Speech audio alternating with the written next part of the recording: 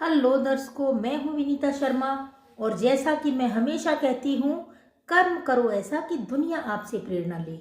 और आज मैं आपके सामने उपस्थित हुई हूं एक ऐसी बात को लेकर जो सदियों सदियों से चली आ रही है कि कर्म प्रधान होता है और कर्म का फल तो हमें भोगना ही पड़ता है, फिर चाहे वो कोई भी क्यों ना हो। तो एक बात आपसे शेयर करना चाहूँगी कि जब श्री कृष्ण मथुरा में कंस का वध करने के लिए गए थे और वध करने के बाद जब वो अपनी माता देवकी से मिले तो माता देवकी ने कहा कि अरे कान्हा, जब तुझे पता था और तू भगवान है, तू तो कुछ भी कर सकता था। तूने हमें इस कंस के कारागार में 14 साल तक इंतजार क्यों करवाया?